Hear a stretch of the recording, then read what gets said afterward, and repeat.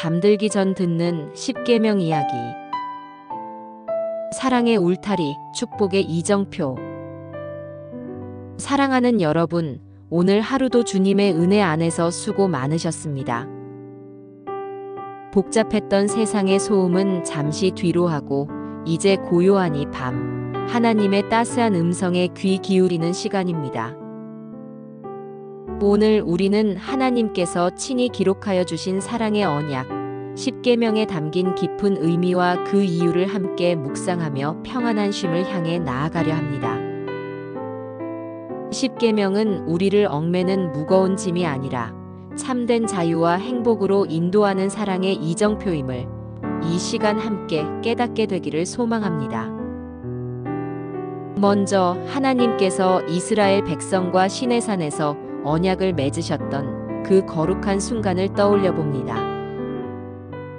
하나님께서는 이스라엘에게 약속하셨습니다.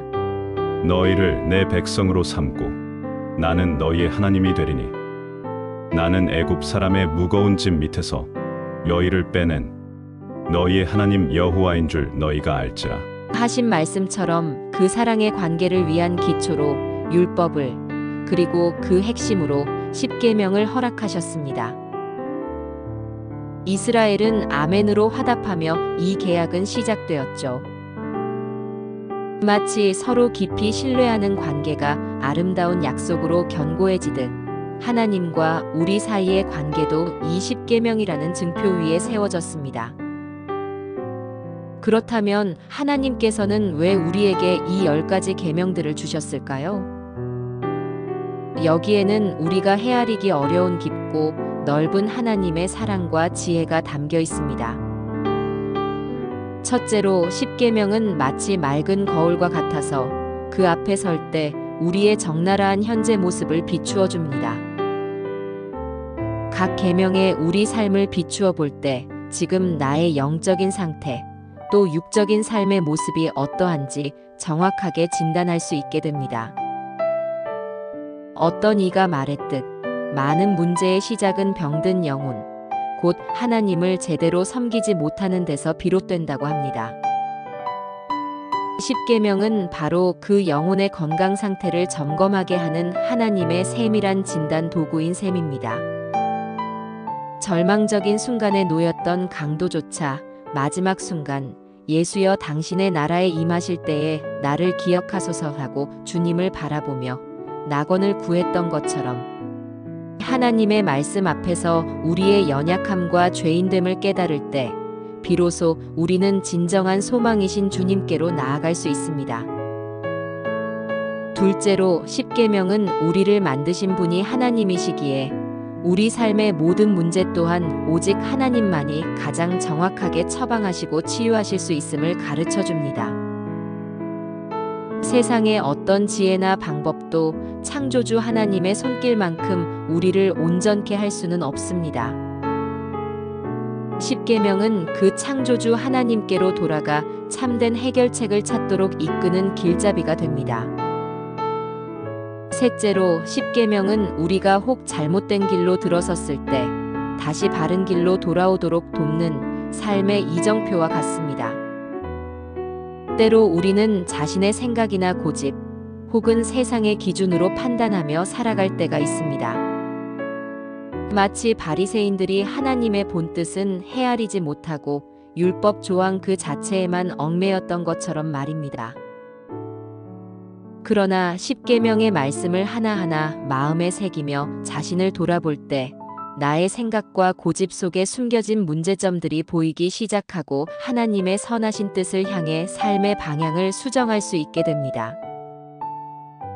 마지막으로 십계명은 이 험난한 세상에서 우리를 안전하게 지켜주는 견고한 울타리와 같습니다. 명령이라는 히브리 단어에는 울타리를 친다는 뜻이 담겨 있다고 합니다. 하나님께서 십계명을 지키라고 명령하신 것은 우리가 정도를 걷고 오직 하나님의 영광만을 위해 살아가도록 그분의 보호 안에서 안전하게 거하도록 사랑의 울타리를 쳐주신 것입니다. 왜냐하면 그 십계명의 울타리 밖은 너무나 위험하기 때문입니다. 이 울타리 안에서 우리는 하나님을 가장 잘 섬기며 경외하는 법을 배우고 그분의 돌보심을 경험하게 됩니다. 이처럼 깊은 뜻을 담아 하나님께서는 우리에게 사랑의 증표로 십계명을 주셨습니다. 이제 그 10가지 목소리에 귀 기울여 볼 텐데요. 어쩌면 우리는 이 계명들을 이미 여러 번 듣고 보았기에 잘 알고 있다고 생각하며 그 참된 의미를 삶에 깊이 새기지 못하고 살아온 면이 있지는 않았는지 모르겠습니다. 오늘 이 고요한 밤 다시 한번 각 계명에 담긴 하나님의 마음을 헤아리며 그 말씀이 우리의 삶을 비추는 거울이 되도록 조용히 귀 기울여 보는 시간이 되기를 소망합니다. 너는 나 외에는 다른 신들을 내게 두지 말라. 이 말씀은 온 천지 만물의 주인이 오직 여호와 하나님 한 분이심을 선포합니다. 그러니 하나님을 섬기는 일에 있어 그 어떤 것과도 비교하거나 세상의 어떤 명목으로도 하나님께 드릴 시간과 물질과 헌신을 줄여서는 안 된다는 단호한 사랑의 요청입니다. 이것이 바로 우상 숭배를 금하시는 명령입니다. 우상 숭배란 하나님보다 다른 것에 우리의 시간과 마음과 물질을 더 많이 쏟아붓는 모든 행위를 말합니다. 그러므로 첫 번째 계명은 오직 하나님만이 나를 축복하시고 지키시는 유일한 분이심을 고백하며 삶의 모든 순간 하나님께 온전히 나아오라는 초청입니다. 너를 위하여 새긴 우상을 만들지 말고 또 위로 하늘에 있는 것이나 아래로 땅에 있는 것이나 땅 아래 물 속에 있는 것에 어떤 형상도 만들지 말며 그것들에게 절하지 말며 그것들을 섬기지 말라. 나 내 하나님 여호와는 질투하는 하나님인즉 이는 어떤 모습으로든 하나님의 형상을 만들어 제한하거나 하나님을 세상의 다른 어떤 가치와도 비교하지 말라는 뜻입니다. 하나님께서는 우리와 언약을 맺는 순간부터 마치 결혼한 관계와 같이 깊고 친밀한 사이가 되었다고 말씀하십니다. 그렇기에 우상 숭배는 영적인 간음과 같으니 절대로 다른 데에 마음을 빼앗기지 말라는 것입니다. 나는 질투하는 하나님이라 하신 말씀은 우리를 향한 하나님의 사랑이 그 누구에게도 그 어떤 것에도 결코 뺏기지 않겠다는 뜨거운 사랑의 고백입니다. 너는 내 하나님 여호와의 이름을 망령되이 부르지 말라. 여호와는 그의 이름을 망령되게 부르는 자를 죄 없다 하지 아니하리라. 우리가 하나님의 존귀하신 성품과 그 크신 사랑을 알았다면 마땅히 모든 일에 감사하며 그분의 위엄과 순결, 거룩하심을 삶으로 지켜드려야 합니다. 우리는 주님께서 택하신 자녀여 그분의 존귀와 위엄을 드러내야 할 사람들이니 크고 작은 모든 상황 속에서 우리의 말과 행동으로 하나님의 이름을 가볍게 여기거나 욕되게 하는 일이 없도록 주의해야 합니다. 안식일을 기억하여 거룩하게 지켜. 안식일은 하나님께서 온 세상을 창조하신 위대한 업적을 기념하는 복된 날입니다.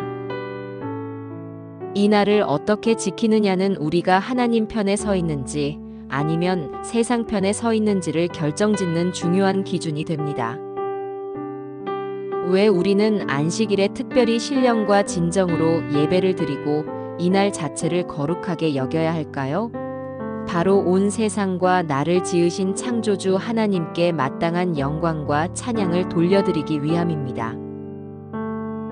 때로 우리는 나는 예수님을 믿으니까 예배해야 하지만 믿지 않는 너희는 이래도 괜찮다고 생각하거나 바쁘고 거리가 머니까 가끔 예배를 빠지거나 늦어도 괜찮겠지라고 스스로 합리화할 때가 있습니다. 그러나 성경은 그렇지 않다고 분명히 말씀합니다. 하나님께서는 주의 날이라 불리는 이 안식일 자체에 복을 주셨기에 우리는 이 날만큼은 이른 새벽부터 온전히 주님께 드리는 마음으로 거룩하게 구별해야 합니다. 이스라엘 백성들은 안식일 전날 저녁부터 이날의 축복을 받기 위해 예배를 준비했다고 하지요. 하나님께서는 안식일을 거룩하게 지키는 자들에게 만일 안식일에 내 발을 금하여 내 성일에 오락을 행하지 아니하고 안식일을 일컬어 즐거운 날이라 여호와의 성일을 존귀한 날이라 하여 이를 존귀하게 여기고 내 길로 행하지 아니하며 내 오락을 구하지 아니하며 사사로운 말을 하지 아니하면 내가 여호와 안에서 즐거움을 얻을 것이라. 내가 너를 땅의 높은 곳에 올리고 내 조상 야곱의 기업으로 기르리라. 여호와의 입의 말씀이니라. 라는 놀라운 축복을 약속하셨습니다. 주일을 주일답게 지킬 때 여호와 안에서 참된 즐거움을 얻는 복, 야곱의 업을 이어받는 풍성한 복, 그리고 이 땅에서 우리의 이름이 높아지는 복을 하나님께서 친히 만들어 주신다고 약속하셨습니다. 그러니 오늘부터라도 안식일의 축복을 가볍게 여기거나 단순히 예배만 드리면 된다는 생각을 넘어 이날을 향한 하나님의 마음을 깊이 헤아려야 합니다. 안식일에 예배를 드릴까 말까, 교회를 갈까 말까 하는 사소한 고민조차도 거룩한 결단으로 바꾸어야 합니다. 사탄은 우리가 이 안식일의 축복을 누리지 못하도록, 하나님께서 찾으시는 신령과 진정의 예배를 드리지 못하도록 수단과 방법을 가리지 않고 방해한다는 것을 기억해야 합니다. 이제 십계명은 하나님을 향한 우리의 마음을 넘어 이웃을 향한 사랑으로 확장됩니다. 내 부모를 공경하라 그리하면 내 하나님 여호와가 내게 준 땅에서 내 생명이 길리라. 이는 단순한 효도를 넘어 가정 안의 질서를 존중하고 생명을 이어준 부모님께 감사하며 그분들을 통해 이어지는 하나님의 권위를 인정하는 것입니다. 살인하지 말라. 모든 생명은 하나님께서 주신 것이기에 존귀합니다. 이 계명은 단순히 육체적인 살인뿐 아니라 마음에 품은 미움과 분노, 다른 이의 영혼을 해치는 모든 행위를 금합니다. 간음하지 말라. 이는 부부 사이의 신뢰와 순결을 지키고 모든 관계에서 거룩함과 정직함을 추구하라는 명령입니다. 도둑질하지 말라.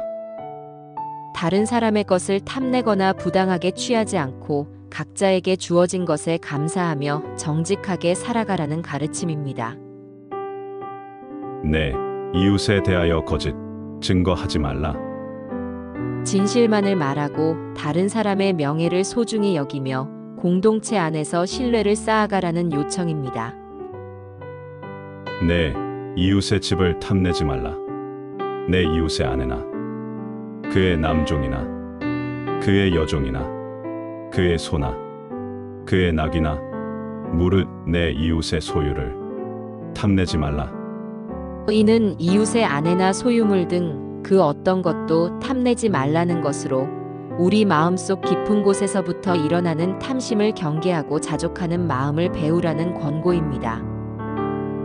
사랑하는 여러분, 예수님께서는 십자가를 지시기 전 우리에게 계명을 잘 지키라고 당부하셨습니다. 때로 오랜 신앙생활 속에서도 영적인 갈급함을 느끼는 이유는 하나님의 뜻을 온전히 알지 못하고 삶이 변화되지 않으며 여전히 옛 자아와 기질을 버리지 못하기 때문일 수 있습니다. 십계명은 바로 우리가 하나님의 형상을 회복하여 그분과 부끄러움 없이 교제하며 살아가도록 마치 에덴 동산으로 들어가는 길을 안내하는 표지판과 같습니다. 또한 그 길에서 벗어나지 않도록 우리를 보호하는 견고한 철조망과 같은 울타리이기도 합니다. 신기하게도 십계명의 말씀을 마음에 새기고 지키려 할 때 우리는 조금씩 예수님을 닮아가기 시작합니다. 우리의 말 한마디, 눈빛 하나하나에서부터 상대를 향한 배려가 생겨나고 주님의 원하심에 나 자신을 비우며 계명에 비추어 삶의 이정표를 순간마다 수정하게 됩니다. 십계명의 가장 우선순위는 바로 하나님을 공경하는 것입니다. 우리의 먹고 사는 문제나 인간관계보다 하나님을 사랑하는 것이 먼저임을 가르쳐 줍니다. 그 하나님을 사랑하기 위해 안식일을 거룩히 지키는 것이 나머지 이웃 사랑의 계명들을 잘 지키는 열쇠가 된다고 성경은 말합니다. 하나님 사랑과 이웃 사랑의 실천. 이 두 가지가 우리 삶에 분명해질 때 예수님께서는 우리를 나의 친구라 부르시며 영원한 안식과 기쁨이 있는 그분의 나라로 우리를 인도하실 것입니다. 예수님께서는 이렇게 말씀하셨습니다. 예수께서 이르시되 내 마음을 다하고 목숨을 다하고 뜻을 다하여 주 너의 하나님을 사랑하라 하셨으니 이것이 크고 첫째 되는 계명이요 둘째도 그와 같으니 내 이웃을 내 자신같이 사랑하라 하셨으니 이 두 계명이 온 율법과 선지자의 강령이니라. 오늘 밤 이 십계명에 담긴 하나님의 깊은 사랑과 지혜를 다시 한번 마음에 새기며 주님께서 허락하신 평안 속으로 깊이 들어가시기를 바랍니다. 우리를 얽매는 법이 아니라 참된 자유와 축복으로 인도하는 이 사랑의 계명들을 따라 살아갈 때 우리의 삶은 더욱 풍성해질 것입니다. 이제 모든 염려와 무거운 짐을 내려놓고 주님의 따스한 품 안에서 고요히 잠드시길 축복합니다. 내일 아침 새로운 힘과 지혜로 가득 차 하루를 시작할 수 있도록 이 밤 주님께서 여러분과 함께 하시기를 기도합니다.